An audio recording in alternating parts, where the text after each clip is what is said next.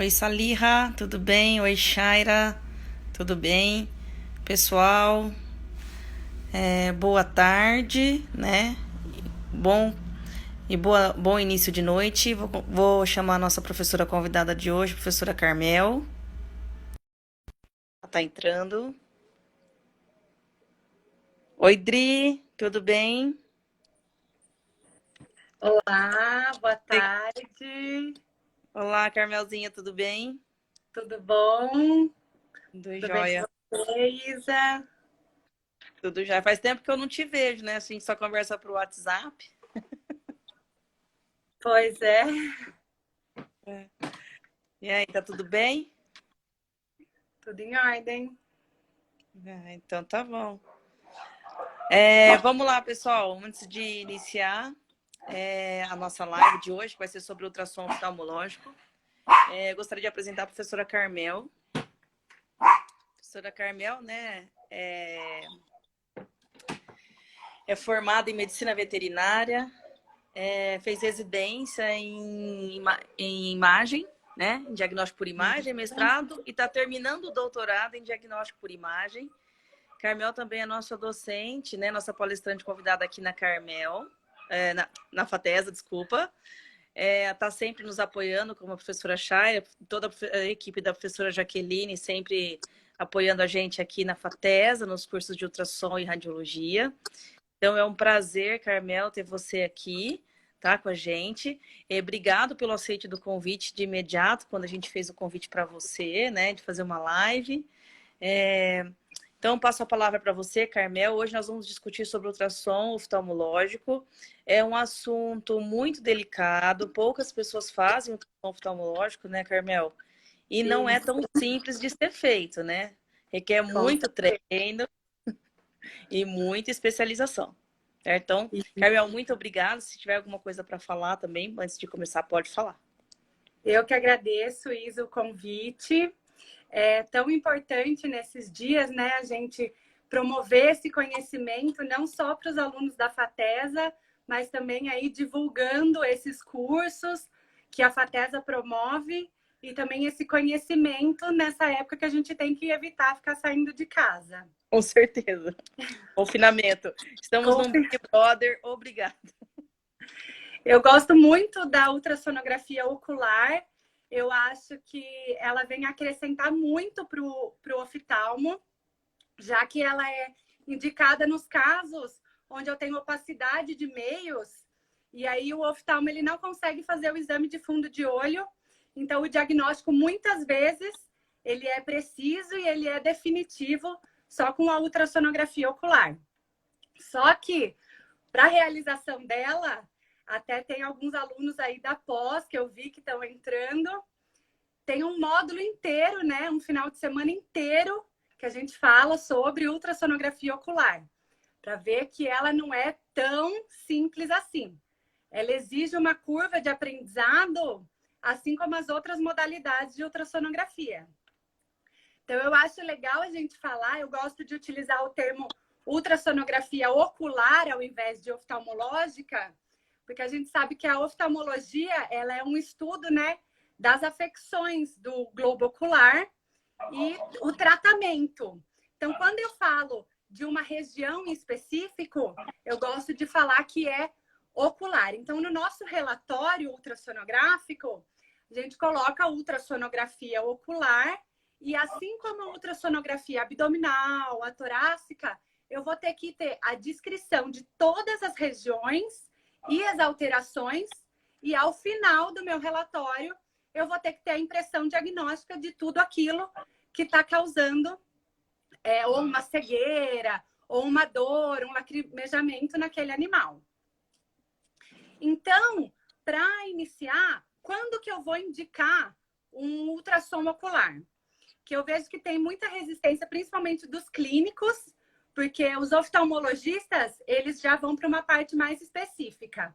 Então, se eles não conseguem fazer o exame de fundo de olho, ou se tem alguma alteração que não é intraocular, eles já indicam a ultrassonografia. Por quê? Por ela ser uma modalidade de fácil acesso, hoje em dia todas as cidades possuem um ultrassonografista. A modalidade ela é móvel, de baixo custo, comparado com as outras modalidades de diagnóstico por imagem mais avançadas, que é a tomografia e a ressonância, que já possuem um custo maior e também depende de locais com grandes centros. Então, a ultrassonografia ocular, quando eu tenho uma opacidade de meio, o que é isso? Então, o clínico ou ultrassonografista, ele não consegue fazer a análise de todas as estruturas, porque alguma dessa estrutura está com opacidade.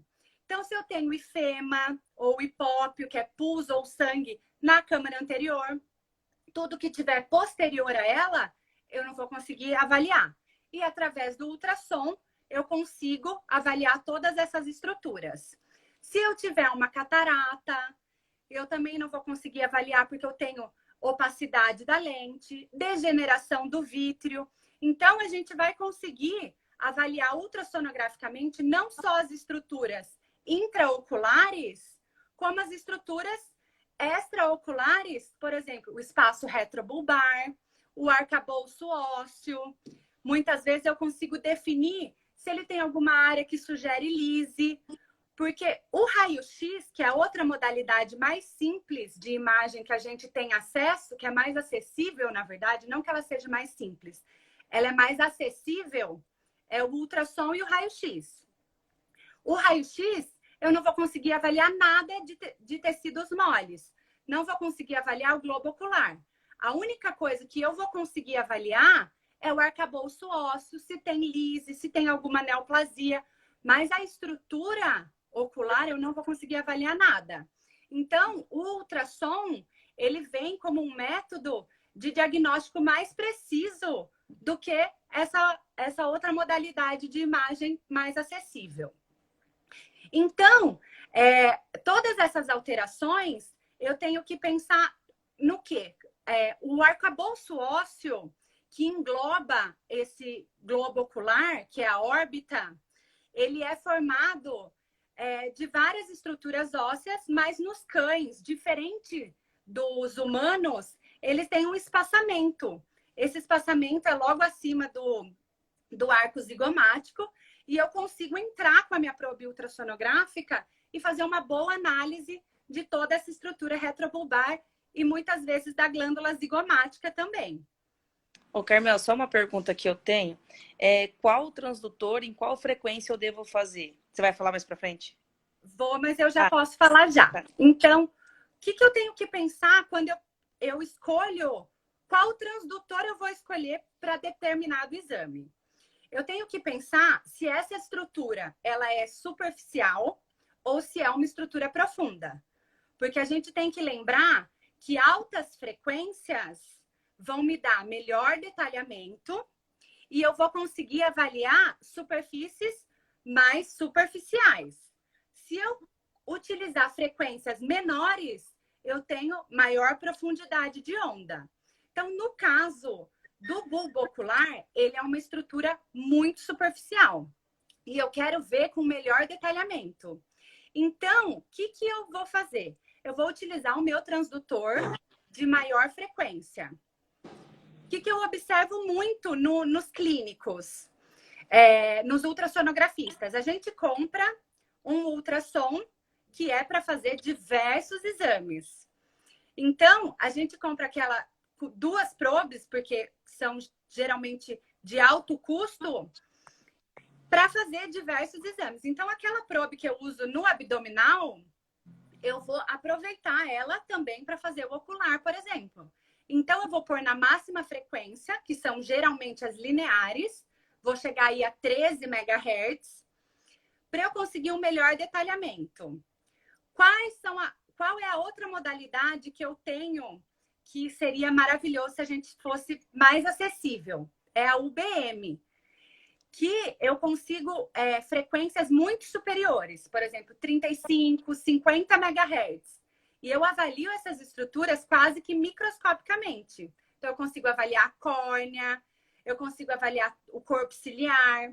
Só que isso ainda não é uma realidade de todo ultrassonografista. Então, o que eu vejo na rotina é a utilização de transdutores lineares com frequência aproximadamente de 13 MHz. Ou até 18, dependendo o transdutor que essa pessoa tem.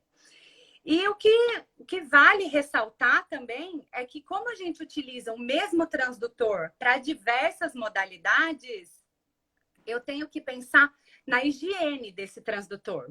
Então, toda vez que eu vou fazer um exame ocular ou abdominal, de preferência, eu tenho que encapar esse meu transdutor com um papel filme, para depois, de exame para exame, eu fazer a troca desse papel filme. Porque você imagina, você acaba de fazer um exame abdominal num animal que tem um tumor de mama ulcerado, uma parvovirose. Depois você só limpa esse equipamento e vai fazer um ultrassom ocular. O que você está carreando de contaminação para esse globo ocular? Então, eu tenho que pensar sempre na higiene desse meu equipamento, na limpeza. E o plástico filme, ele auxilia nessa limpeza, já que você vai colocar o gel, ele é o plástico que vai entrar em contato com o animal e não o próprio transdutor. Também vai evitar de você ter que ficar limpando excessivamente esse transdutor quando ele tiver com sangue, com fezes. Então, isso facilita depois você fazer a higiene do seu equipamento. Outra coisa importante para falar no ultrassom oftálmico é que o gel, ele realmente ele deve ser gel estéreo, para evitar também a contaminação. Então, eu comprei aquele pote para abastecer as minhas picetas de gel. O ideal é eu separar uma só para utilização nos exames oculares, ou então eu não encostar aquele bico nos animais, porque aquilo também fica um meio de contaminação. Para a realização do exame ultrassonográfico, a gente sempre preconiza o animal só pela contenção física. Geralmente eles são dóceis e permite só contenção física. Se você se sentir insegura ou o animal tiver algum grau de agressividade, o ideal é colocar a focinheira, porque é muito próximo, a boca do animal vai ficar muito próximo, tanto a sua mão quanto ao equipamento. Daí corre-se o risco, não dá tempo de tirar, não vai ter ninguém segurando. Então corre. O transdutor, né, Carmen? Imagina se cai. Principalmente o transdutor. Os dois, né? Porque se a mordida for feia, vai inviabilizar depois você fazer outros exames. E também, se o transdutor sofrer algum dano, o custo é muito alto, né? Dói. Aí, para a realização do exame, a gente utiliza, então, colírios anestésicos, uma gota, duas, de 3 a 5 minutos, aguarda e depois você pega e coloca o transdutor no animal e ele permite sem nenhum problema. O que eu queria falar sobre a conformação óssea, o arcabouço, que ele facilita a entrada das ondas sonoras, da frequência sonora, é que a gente possui também, além dessa abertura, que é superior ao arco zigomático, que facilita a avaliação do espaço retrobulbar, os animais, as espécies, elas possuem diferentes características de crânio. A conformidade do crânio altera. Então, eu tenho os braquicefálicos, que eles apresentam um comprimento de crânio maior do que a cavidade nasal, do que os focinhos, que são os focinhos chatos. Por exemplo, bulldog, pug. E isso vai facilitar o quê? O globo ocular desses animais, ele é protruído para frente, ele é deslocado para frente, o que muitas vezes facilita a análise ultrassonográfica, principalmente de iniciantes, do que aqueles animais dólicos cefálicos, que eles possuem o quê? O comprimento do crânio menor do que o comprimento da cavidade nasal, que são os focinhos longos. Isso deixa o bulbo ocular mais interiorizado na órbita, que muitas vezes dificulta para os iniciantes fazerem a análise desse globo ocular por causa da conformação óssea. Eles têm dificuldade em fazer o posicionamento do transdutor, mas isso, com o tempo, vai sendo solucionado. Porque assim como as outras modalidades, e a gente já falou isso, exige uma curva de aprendizado. Depois que eu adquiro essa curva de aprendizado, eu reduzo os meus erros. Então, eu reduzindo os erros, eu consigo dar um melhor diagnóstico e não ter tantas dúvidas quanto ao diagnóstico final. Certo. Daí, eu tenho que lembrar que o exame de ultrassom ele deve ser muito indicado, porque ele é indolor, ele não causa danos ao animal, ele tem fácil acesso, só que, igual a gente falou, é operador dependente. Então, quem está fazendo o exame é muito responsável pela impressão diagnóstica que vai passar para o clínico. E aquilo vai resultar num diferente tratamento, numa diferente conduta. Então, dependendo da sua impressão diagnóstica, você pode estar levando a uma sentença daquela estrutura ocular. Se ela, pelo seu laudo ultrassonográfico, tiver uma lesão irreversível, pode ser, então, que leve a fazer uma retirada. Então, é muito importante você ser assertivo no que você diz em relação às alterações ultrassonográficas. Não só oculares, como de qualquer exame ultrassonográfico, que aquilo vai ser determinante para o tratamento daquele animal. Então, a gente já falou da contenção física, da utilização de anestésicos. Acho que eu não cheguei a falar. A gente utiliza o cloridrato de proximetacaína, que é o Anestalcon, que é o mais utilizado, 0,5%. Ele tem uma boa analgesia, anestesia do globo ocular, e o animal permite que você, então, faça o manuseio da probe, tanto transcorneal quanto transpalpebral. O transcorneal, eles ficam um pouco mais incômodos, mas com anestesia, ele permite acesso total e sem ficar com incômodo quando o transdutor toca na córnea.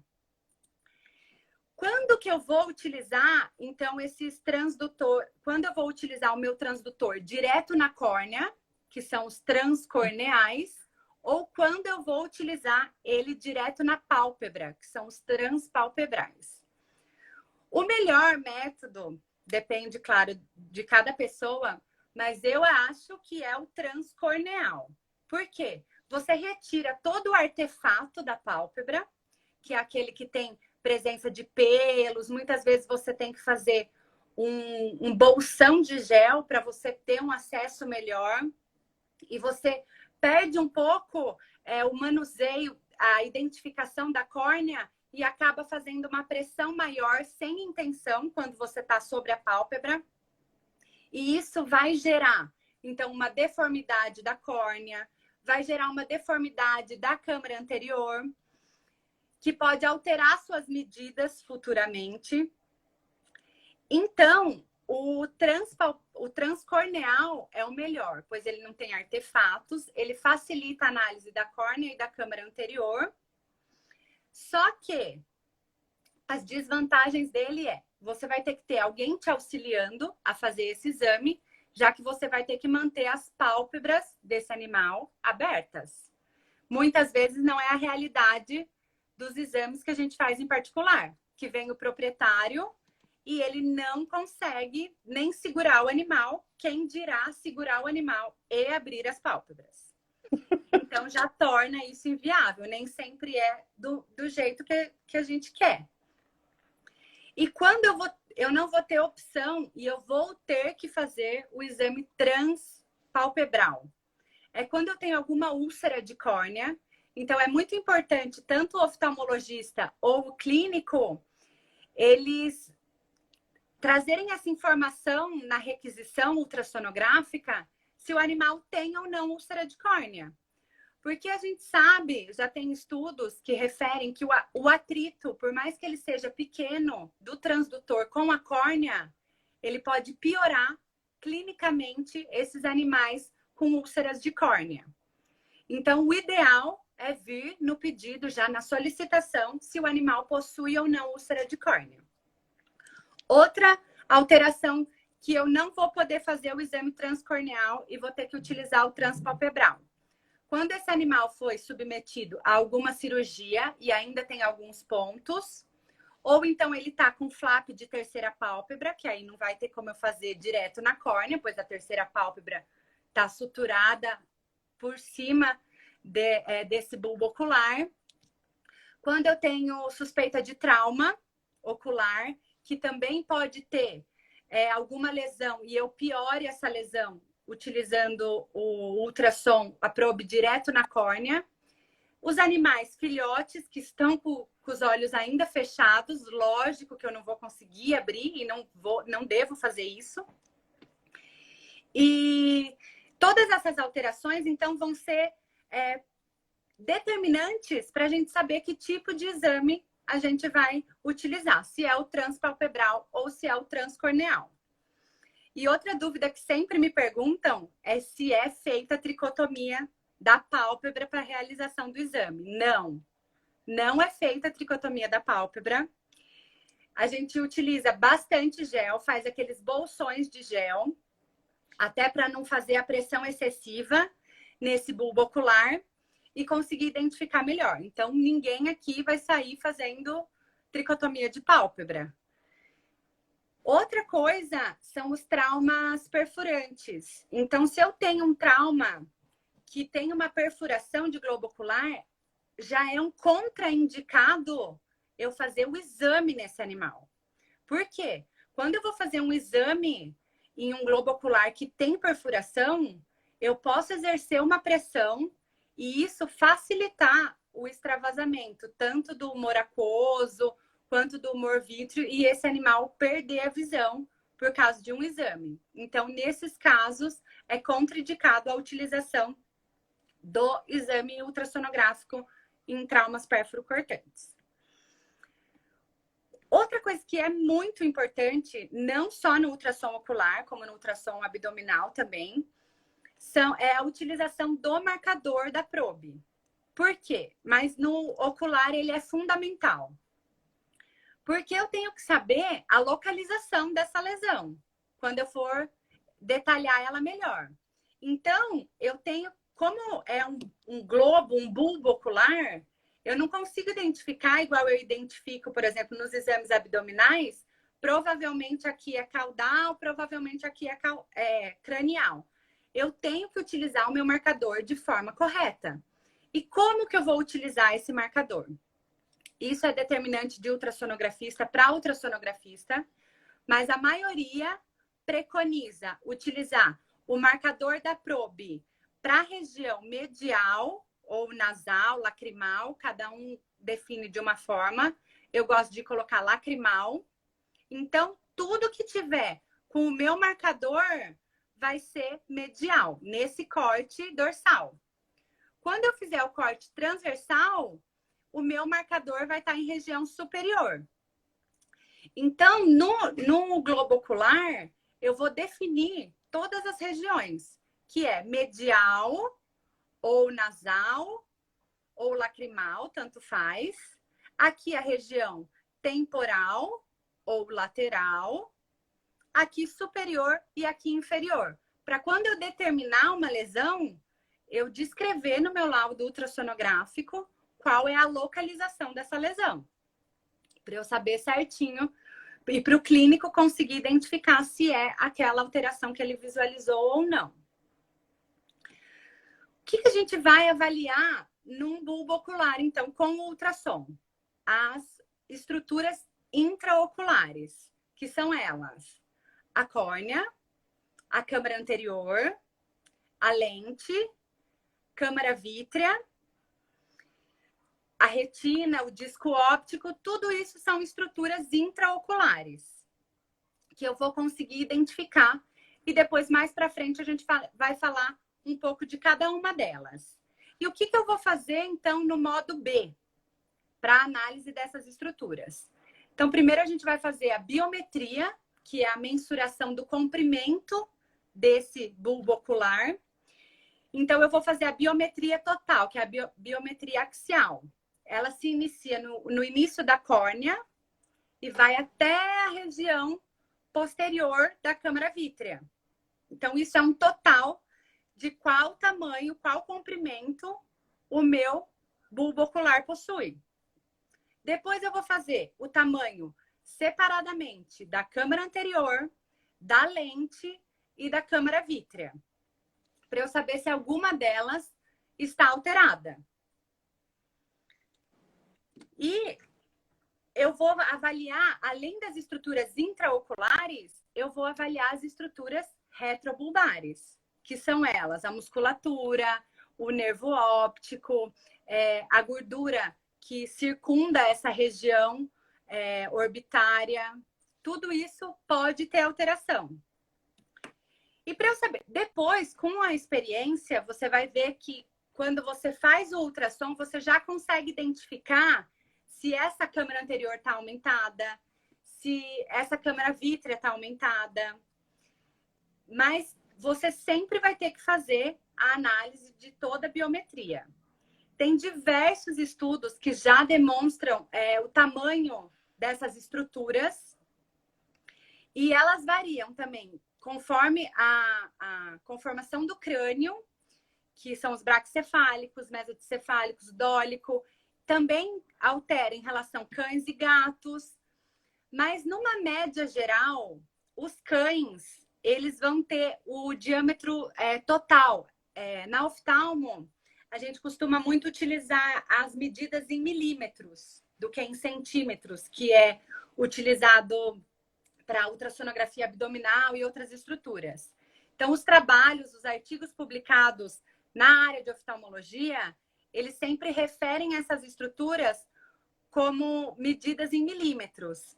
Então, em cães, geralmente é 18 milímetros, com uma pequena variação, então podendo chegar até 20 milímetros, que é 2 centímetros, né? O tamanho do bulbo ocular. Em gatos, ele é um pouco menor, 18,6, mas a gente não vai ficar entrando específico nas medidas para não ficar uma coisa tão maçante. Eu vou disponibilizar depois para vocês no feed um trabalho mais básico que fala das medidas ultrassonográficas no cão e no gato em geral. E depois vocês podem buscar por mais específicos que já tem por raça, por conformidade do crânio. E a experiência da rotina de vocês também vai levar a indício se aquilo está aumentado ou não. Outra coisa importante, já que eu tenho duas estruturas iguais, o que eu tenho que fazer? Eu tenho que buscar a simetria delas. Então, eu vou avaliar o tamanho do bulbo ocular esquerdo e o tamanho do bulbo ocular direito, e isso vai me dar uma definição. Se eu tenho alterações que levam à assimetria desse bulbo ocular. Só que algumas alterações também podem ser bilaterais. Por exemplo, eu posso ter um glaucoma e ele está presente nos dois olhos. E isso vai levar a um aumento do comprimento axial bilateral. Então, por isso que eu tenho que ter determinantes. O padrão da normalidade, mesmo tendo o padrão da normalidade, fazer a comparação contralateral com a outra estrutura, que é o que a gente faz nos rins, por exemplo. São duas estruturas e a gente consegue comparar o tamanho dessas estruturas do lado direito e do lado esquerdo e se elas são simétricas ou assimétricas.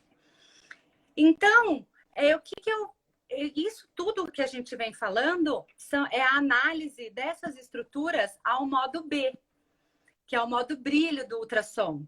Então, eu posso fazer a análise, além desse modo, eu posso fazer a utilização do exame Doppler, que nada mais é do que ele vai conseguir caracterizar a vascularização dessas regiões. E a gente sabe que o globo ocular, ele não é totalmente vascularizado, ele tem algumas estruturas vascularizadas. E o Doppler, geralmente, ele é utilizado no espaço retrobulbar. O espaço retrobulbar, ele é todo vascularizado. E o Doppler colorido vai auxiliar a gente, por exemplo, a desvendar algumas vascularizações anômalas que não eram para estar presente naquela região e estão presentes, que isso vai dar indício de alguma alteração de neoplasia, que faz neoangiogênese e faz essa vascularização anômala. Então, eu já consigo identificar essa neoplasia retrobulbar. E quando eu tenho uma neoplasia, por exemplo, retrobulbar, o que eu vou ter? Eu vou ter um deslocamento do meu globo ocular para frente. Então, isso já é outro indício que eu tenho uma alteração retrobulbar também. Outra coisa, eu posso utilizar os índices de pulsatilidade e o índice de resistividade, que é o mais utilizado nas artérias, principalmente da região retrobulbar, e eu consigo fazer o quê? O índice de resistividade. E esse índice de resistividade, ele vai me dar a análise da perfusão dessa região. E isso pode me levar a suspeitar de alterações sistêmicas, como hipertensão, glaucoma. Então, tem diversos estudos que vão abordar só essa parte de ultrassonografia Doppler e o que ela tem para contribuir no exame ultrassonográfico ocular. Isso seria uma outra live só para falar de Doppler, que ele é muito complexo e é até difícil a gente falar. Já é difícil a gente falar de imagem sem imagem, né? Sem demonstrar a imagem, mas depois vai ter algumas imagens no feed de vocês para conseguir analisar melhor tudo que a gente falou aqui. E imagina o Doppler, que é uma coisa mais que não é todo mundo que faz, não é todo ultrassonografista. Alguns ainda nem sabem utilizar esse recurso, mas que acrescenta tanto em diversos exames, não só no ultrassom ocular. Então, falando da câmara anterior, a gente vai conseguir analisar a córnea como uma estrutura muito fina, que eu tenho que me atentar, então, para eu não fazer a compressão dela, se ela se tornar retilínea, eu estou fazendo pressão, estou fazendo compressão, e isso vai alterar, então, o tamanho da minha câmara anterior. E quando que eu posso dizer que eu tenho aumento da câmara anterior? Então, a gente vai fazer as mensurações e eu tenho um aumento da câmara anterior. O que isso pode ser? O aumento da câmara anterior, ele pode ser devido a um glaucoma. É mais comum aumentar a câmara vítrea, mas pode sim aumentar a câmara anterior. Pode ser devido a uma ausência congênita da lente, que é a fáscia. Só que nessa alteração congênita, não é que a câmara anterior ela aumentou de tamanho. É que a gente perde a delimitação da onde ela termina. Porque se eu não tenho a lente, que é o final da câmara anterior, eu não sei aonde termina a minha câmara anterior. Então, dá uma falsa impressão de aumento da câmara anterior. Outra característica, outra lesão que dá esse falso aumento é, então, a luxação posterior dessa lente. Eu tenho a lente, que ela deve estar localizada pelos ligamentos aqui presentes no corpo ciliar. Então, ela é caudal à câmara anterior. Se ela está luxada, ela se desloca para a câmara vítrea.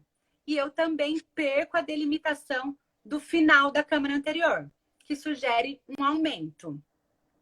Quando eu tenho uma diminuição da câmara anterior, quando eu tenho uma luxação anterior da lente, então ao invés dela se deslocar para a câmara vítrea, ela se desloca para a câmara anterior. Quando eu tenho alguma neoplasia, tanto em corpo ciliar, que é ou íris, se eu tenho uma neoplasia em corpo ciliar ou íris, ela pode acontecer o quê? Ela pode invadir a câmara anterior e isso também dá uma impressão de diminuição da câmara anterior. E eu tenho erros de técnica, como a gente já falou, que eu faço a compressão excessiva do meu transdutor e isso vai levar a uma redução da câmara anterior. Então, por erro de técnica e não por uma alteração especificamente patológica daquela região. Depois da câmara anterior, a gente tem outras estruturas, por exemplo, o trato uveal, que é a úvea, é a parte mais vascularizada do bulbo ocular, ela pode sofrer também algumas alterações e elas são visíveis ao ultrassom, que é então as alterações de íris, de coroide e de corpo ciliar. Essas alterações, por exemplo, pode ser uveíte, que é a inflamação e espessamento dessas estruturas. Pode ser as alterações separadas, então eu tenho uma íris alterada, ou eu tenho um coroide. Então, conforme as alterações dessas inflamações, vai receber um nome. E tudo isso pode levar, então, as alterações sistêmicas podem levar ao espessamento dessa íris, pode levar ao espessamento do coroide e isso levar, então, a uma uveíte. As outras anormalidades que a gente pode ter são os cistos irido-ciliares, né? Que podem estar presentes tanto no corpo ciliar quanto na íris. Que cistos, eles vão ser estruturas anecogênicas que estão presentes naquela região. Então, eles vão ter uma fina membrana e eu vou ter, então, uma estrutura circundada que no seu interior é líquido, que é anecogênico, preto. Então, isso pode estar presente na íris e também pode estar presente no corpo ciliar. Tem as neoplasias dessas regiões também. É muito comum, por elas serem estruturas vascularizadas, são as que mais ocorrem, neoplasias no bulbo ocular, são as estruturas da úvea, porque é mais fácil fazer a neoangiogênese e a vascularização, porque essas estruturas já são vascularizadas. E eu consigo identificar todas essas estruturas pelo meu equipamento. Muitas pessoas me perguntam, e eu já vi descrito errado no laudo, por exemplo, câmara anterior e câmara posterior. Na verdade, é muito difícil a gente mensurar a câmara posterior, porque a câmara posterior, ela vai ficar nessa localização onde eu tenho os corpos ciliares e os ligamentos que sustentam a lente. Então, ela é muito pequena. A gente não faz a mensuração dela no exame modo B. Na UBM, que é essa ultrassonografia com frequências muito maiores, eu consigo sim fazer uma avaliação melhor, consigo até definir a separação da esclera para essas estruturas, mas no ultrassom que a gente utiliza a frequência de 13 MHz, eu não consigo fazer a mensuração do comprimento da câmara posterior. Então, é importante as pessoas fazerem o comprimento da câmara anterior, a lente e a câmara vítrea. Então, cuidado para no laudo, no relatório ultrassonográfico, você não descrever a câmara vítrea como câmara posterior. Que aí você vai estar cometendo um erro de anatomia. Um erro de estrutura anatômica. Porque a câmara posterior, ela não é a câmara vítrea. A câmara vítrea, ela é composta por outro tipo de substância líquida. Ela fica entre a cápsula posterior da lente até a região final do corpo vítreo. E são estruturas totalmente diferentes. Então, é muito importante a gente saber que no laudo ultrassonográfico, Eu descrevo que eu não tenho alterações da câmara posterior, mas eu não faço a mensuração dela, porque ela é uma estrutura muito pequena que contém só o corpo ciliar. Então, em relação à lente, o que eu posso ter? Eu posso ter alteração do posicionamento da lente, que a gente já falou. Então, se ela estiver deslocada cranialmente, eu tenho uma luxação anterior de lente. Se ela estiver deslocada caudal, eu tenho uma luxação posterior de lente. E ela pode estar só um pouco irregular quanto ao seu espaço e ser uma subluxação, que é mais difícil o diagnóstico. Geralmente, quando a gente pega essas luxações de lente, o que acontece? A lente, ela é sustentada. Muitas pessoas chamam de cristalino, outras chamam de lente. Cristalina, na verdade, é uma característica da lente, que ela é transparente. E eu consigo, quando ela está localizada, sustentada pelos seus ligamentos, ela recebe uma nutrição. E quando ela sofre esse deslocamento posterior, ela para de ter essa sustentação e essa nutrição. O que começa a acontecer? Ela começa a se degenerar. Então, na maioria dos casos que eu tenho luxação de lente posterior, essa lente já vai estar com uma alteração degenerativa. Então, eu posso ter irregularidade da cápsula, eu posso ter aumento da ecogenicidade, tanto capsular quanto cortical. Tanto cortical capsular quanto nuclear. Estão perguntando aqui, né? Dilatar a pupila para o exame ultrassonográfico pode interferir ou ajudar o exame? Não vai fazer diferença nenhuma se você dilatar a pupila. Porque a nossa análise não vai depender da alteração desse diâmetro da íris, dessa pupila. Eu consigo identificar, fazendo um corte, se esse animal está em midríase ou em miose, mas isso não vai alterar em nada o meu exame. Eu vou conseguir avaliar as estruturas normalmente. Isso é uma dúvida muito comum, já que geralmente os animais passam pela consulta oftalmológica antes de serem encaminhados para o ultrassom. E se consegue um encaixe no mesmo dia, eles fizeram o exame de fundo de olho, fizeram dilatação dessa pupila, fizeram fluoresceína. Nenhum desses colírios vai atrapalhar o nosso exame ultrassonográfico. Nenhum. Vai chegar no nosso consultório, então, para fazer o exame ultrassonográfico, a gente vai utilizar o colírio anestésico, aguardar 2 minutinhos enquanto a gente coloca o cadastro do animal.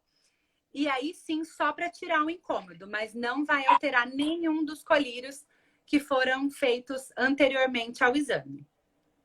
Tá?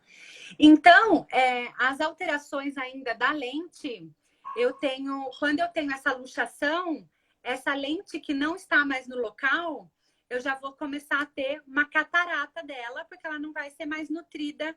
Então, quando eu pego casos mais crônicos de luxação, ele já vai estar, então, associado. Aquela lente vai estar deslocada lá no fundo da minha câmara vítrea e já com características degenerativas. Outra alteração que a gente já falou de lente, a ausência dela, congênita, existe também.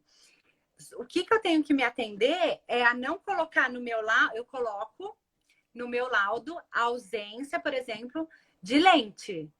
Mas eu tenho que saber o histórico desse animal. Porque a gente sabe que é feito faco, né? Eles retiram os animais que têm catarata, eles retiram essa lente. Então, eu tenho que saber se essa ausência é congênita ou se foi retirada a lente do animal.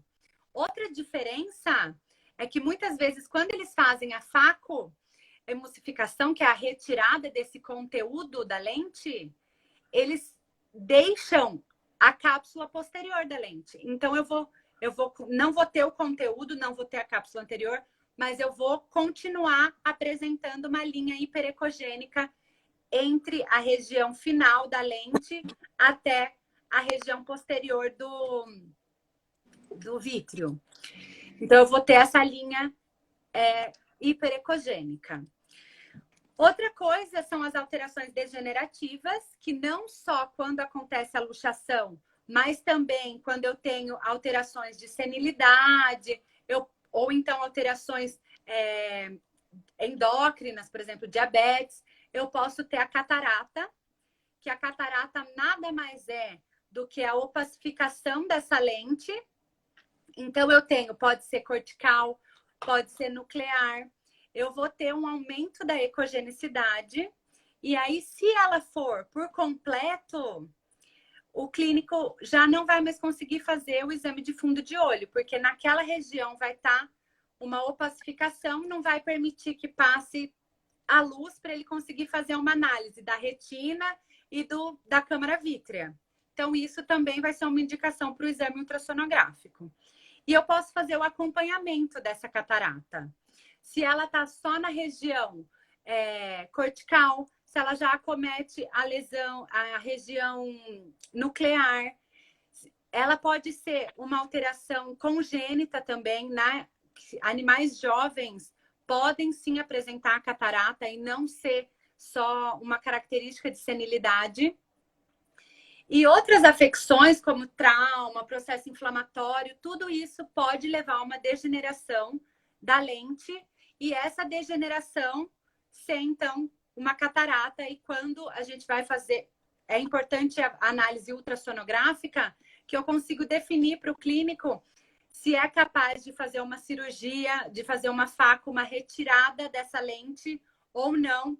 E se ela já é madura, imatura, consigo classificar a opacidade dessa lente. É muito importante para o clínico, para o oftalmologista, saber qual é a condição dessa lente para fazer cirurgia ou não, para manter, só para analisar a evolução disso. Então, a outra diferença que eu posso ter é quanto ao volume dessa lente. A gente falou da ecogenicidade, né? Que é da opacidade que eu tenho nessa lente. E o volume? O volume associado com essa hiperecogenicidade, o que ele pode me dizer? Ele pode me dizer se é uma catarata, por exemplo, intumescente ou se eu tenho já uma reabsorção. Se é uma catarata intumescente, eu tenho um aumento de volume da lente. Esse aumento de volume da lente me diz que é uma catarata, por exemplo, hiperosmótica, que está trazendo o líquido para ela. E é muito comum em animais que têm endocrinopatias, por exemplo, diabetes. Então, no diabetes, eu vou ter o quê? Uma catarata intumescente, que é de aumento de volume, caracterizando que ela é hiperosmótica, e bilateral, porque como é uma condição sistêmica, geralmente afeta bilateralmente. Quando eu começo a ter a reabsorção, eu vou ter uma redução do volume dessa lente, que são o quê? As cataratas hipermaduras. Então, elas começam a fazer redução do volume e eu posso ter uma imagem que a gente chama de Morgani, que a lente ela começa a sofrer irregularidades e ficar deformada por causa dessa absorção, dessa redução de volume. Então, terminando as afecções, as principais afecções, porque a gente poderia ficar também aqui falando uma live inteira só de alterações de lente ou só de alterações de câmara anterior, as principais analisadas ultrassonograficamente são essas. Agora, da câmara vítrea, é o que todo mundo tem maior dificuldade. Então, eu tenho uma opacidade da câmara vítrea. Essa opacidade da câmara vítrea não vai permitir que o oftalmologista consiga analisar a retina. Então, se ele tem alguma suspeita de descolamento de retina ou alguma alteração na região de fundo de olho, ele não vai conseguir identificar, porque eu tenho toda essa alteração de ecogenicidade, então vai gerar uma opacidade ao exame de fundo de olho. E o que eu posso ter nessa câmara vítrea? Então, eu vou definir o meu aumento de ecogenicidade, que é... Porque todas as estruturas oculares, é importante a gente ressaltar que elas são anecogênicas. Então, elas são líquidas para conseguir ter a ultrapassagem da luz para atingir a retina e a formação da imagem. Então, todas essas estruturas são anecogênicas. Quando eu tenho uma alteração de ecogenicidade, eu já tenho um comprometimento visual. Então, se eu tenho uma alteração da ecogenicidade da câmara vítrea, por exemplo, como que é a característica dessa ecogenicidade? Então, ela pode ser em pontos, que são as alterações pontiformes, membranosas, pode ser em massas, pode ser linear. E quando que acontece cada uma delas? Então, se eu tenho pontos hiperecogênicos na minha câmara vítrea e eles são hiperreflexivos, o que eu posso suspeitar? Eu posso suspeitar de hialose asteroide, eu posso suspeitar de um processo inflamatório, de uma hemorragia. Só que a hialose, ela tem característica de ser mais reflexiva, hiperreflexiva. E as outras estruturas só de ecogenicidade pontiforme. Se eu tenho membranas, então eu tenho filamentos nessa minha região do vítreo, o que pode ser? Pode ser uma membrana vítrea, pode ser presença de coágulos, pode ser já um início de uma degeneração vítrea, e eu posso ter essas membranas de forma linear. Se for de forma linear, pode ser o quê? Descolamento de retina. Só que é importante ressaltar que o descolamento de retina, a retina é uma estrutura presente lá na região fundo do olho, na região posterior ali, a final da câmara vítrea. Ela fica aderida. Então, ultrassonograficamente, eu não vou conseguir ver ela se ela não estiver descolada. Ela vai estar em íntimo contato com o final da câmara vítrea, com o globo ocular fazendo a mesma concavidade. Se eu tenho um descolamento dessa retina, eu tenho uma estrutura linear hiperecogênica que permanece ainda unida, que permanece ainda aderida na hora serrata, que é a caudal, a região do corpo ciliar, e também no disco óptico. Essa imagem que ela ainda está fixada no disco óptico e na hora serrata vai dar a imagem que a gente chama de asa de gaivota. Isso já suspeita-se, então, de um descolamento de retina, que é uma alteração linear da ecogenicidade do vítreo. Outra alteração que eu posso ter é o descolamento do vítreo. O descolamento do vítreo, ele, na região caudal, ali onde é a região de retina, eu tenho o descolamento do vítreo, ele, de forma côncava, ele se descola diferente, então, do descolamento de retina.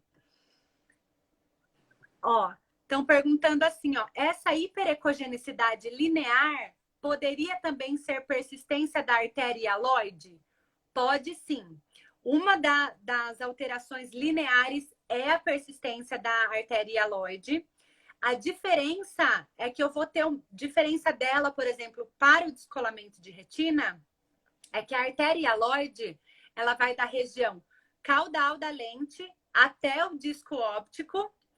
E muitas vezes, se eu coloco o Doppler como é uma artéria, eu consigo ter a identificação da vascularização. Então, eu vou ter uma estrutura linear, como se fosse dividindo o vítreo ao meio e indo até a região de disco óptico. E essa região na maioria das vezes, você consegue, com o Doppler colorido, caracterizar a vascularização. Se você não tiver conseguindo caracterizar a vascularização com o Doppler colorido, você coloca o Power, que aí ele vai pegar fluxos com menor velocidade. Aí você consegue definir melhor se essa estrutura é vascularizada ou não. Outra coisa importante é que geralmente a persistência da artéria hialoide, ela é uma alteração congênita. Então, por ela ser uma alteração congênita, o diagnóstico geralmente é em animais mais jovens do que o descolamento de retina, que na maioria dos casos, não estou falando que é sempre, porque descolamento de retina pode ocorrer por diversas causas, mas, por exemplo, eu posso ter uma degeneração vítrea e esse vítreo, ele fica mais denso, ele perde essa complacência dele e começa a tracionar as estruturas. Aí ele traciona e descola a retina, por exemplo. Então, é uma alteração já degenerativa em animais mais senis, mas o descolamento de retina ele pode estar presente sozinho ou em conjunto com outras alterações. Nós já falamos do descolamento de vítreo, descolamento de retina, e que é um diagnóstico diferencial. Outra coisa que é importante e é legal falar, depois vai ter uma imagem bem legal para vocês no feed, em relação ao descolamento de retina, que muitas vezes ele pode ser parcial e não total, e aí não dá aquela imagem de asa de gaivota clássica, que a gente costuma observar nos animais com descolamento total. Então, o que é importante? Eu posso colocar o meu Doppler, Power Doppler, para pegar fluxos menores e conseguir identificar se essa retina também tem vascularização. Porque na maioria dos casos, eu tenho vascularização dessa retina e eu consigo identificar se é só uma membrana vítrea ou se é um descolamento parcial de retina.